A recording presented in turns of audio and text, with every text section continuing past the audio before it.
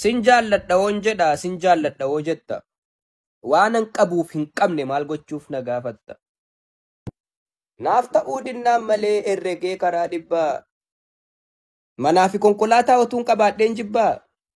An investerii miti yookiin immoo daldalaa. Gatii kiraa manaayyuu dafqa coobseen kaffale. Kanaafuu jaalallee koo bareedduu magaallee koo. Liqii ollaarraa funaanee akka namne booreetti otuu buraayyuu jirtuu nan beellamiin booleetti. Akkititti na yaadduuf akkin jiru gargari. Narraan eeggatiin maaloo gosa piizaa bargarii meenuurran sakatta'iin chiikenaatiif lazzaanyaa ani jaanoo argeen beeku na dhoofsifta maggaanyaa. Infunaaniin giiftii koo akaakuu aafaa baalaa yoo dhugaa na jaallatte shayiin itittuu caalaa. Uttoo natti hin qabiin daa'ima na seete tureera erga waggaa 18 guute. Ani dargaggoomee duriin dhiise kitta eenyutti uffisuudhaaf daayiperii bittaa.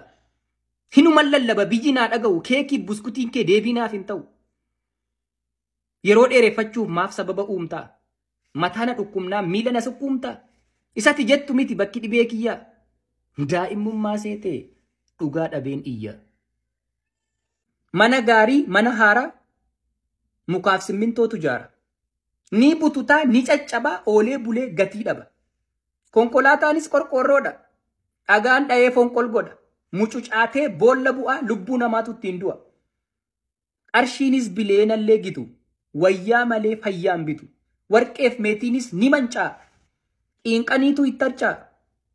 Fayyaa ta'aa jara keenya. Fayyaa dhumatu qabeenya. Maaf miidhamta beekta? Garbuu bituuf yaaddee gabaa xaafii deemta. Waan jiruu siin taaneef jiruu kee wareegda bookeef titiisarraa nadhii dammaa eegda. Maaf miidhamta beekta? Fakkeessaadhaaf laafta arrabaaf gaggabda. Dogoggora darbirraa barachuu dadhabda. Bakka funyoon hin jirretti jirbiidhaan qabamta. Waadaa waaqaa caalaa waadaa namaa amanta. Ofii murtoo hin qabdu mataan kee wal morma. Balbala mana keef eegda furtuu orma. Aga sagal kakattee sagal jallattutti aga jireenya kee namaan shallagdutti aga murteeffattee hin qabaanne cufa kan tufte arraabaa kanarraa abdee tufa miidhamuun kee nafu booris itti fufa.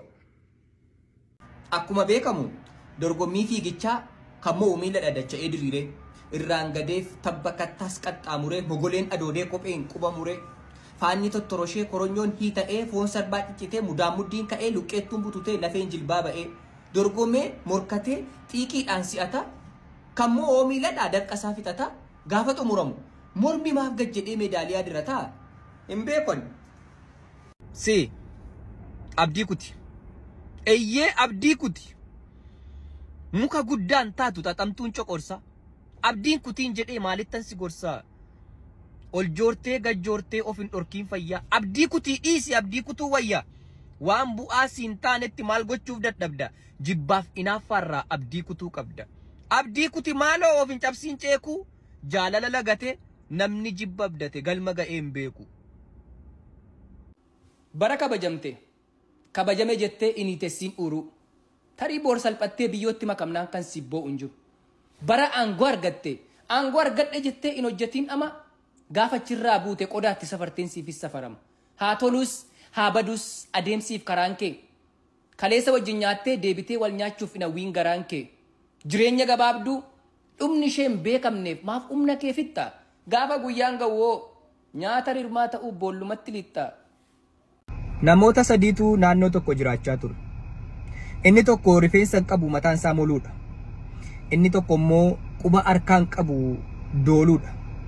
Inni sadaffaan hiyyeessa uumaa hin qabne ture. Sadan isaanii uumaa kadhatan. Inni mataa moluu sun yaa uumaa koo rifeensa miidhagaa rifeensa cululuqaa naaf kennii jedheen. Uumaanis akkuma kadhannaa isaatti rifeensa miidhagaa cululuqaa luuccaa kenneef. Inni lammaffaan yaa uumaa koo quba harkaa miidhagaa naa kennii harka koo naaf bareechii jedheen. Uumaanis akkuma kadhannaa isaatti quba harkaa miidhagaa kenneefi harka isaa miidhagseef. Inni sadaffaan yaa uumaa koo ani hiyyeessaa manaaf konkolaataan qabu manaaf konkolaataa gaarii naa kennii jedheen. Uumaanis akkuma kadhannaa isaatti manaaf konkolaataa gaarii kenneef. Yeroo kan bira namni haaraan wayii naannoo namoonni kun jiraatan dhufee namoota kana arge. Jalqaba irratti namicha rifeensa luuccaa cululuqaa miidhagaa qabutti dhufee rifeensi kee baay'ee bareedaa jedheen. Namichis dur kana caala ture jennaan ayyee akkuma duriitti siifaa deebi'uu jedhe. Rifeensi namichaa irraa harca'ee namichi deebi'ee moluu ta'e. Lammaffaa irratti namicha qubni isaa miidhagaa dhedheeraatti dhufee qubni harka keetii baay'ee miidhagaa jedheen. Namichis deebisee durotoo agartee kana caala ture jennaan ayyee akkuma kee duraatti siifaa deebi'uu jedheen. Qubni namichaa irraa harca'ee harki namichaa deebi'ee dooluu ta'e. Sadaffaa irratti namicha konkolaataa miidhagaa oofee deemutti dhufee konkolaataan kee baay'ee miidhagaa jedheen. Namichis deebisee ani hiyyeessan ture, hiyyeessa homaa hin qabneen ture. Manaaf konkolaataa gaarii naaf kenni jedhee uumaa koo kadhadhe. Uumaan koo konkolaataa miidhagaa kanaaf mana naa kenne. Galanni isaaf haa ta'u jedheen. Namichi aaraa kunis ati waan argatteef uumaa kee waan galateeffatteef waan ati argatte dachaa siif haa ta'u jennaan qabeenyi namichaa dachaa ta'ee fi namichi dureessa beekamaa ta'e. Agartanii nama haaraa fakkaatee kan dhufe kuni uumaadha.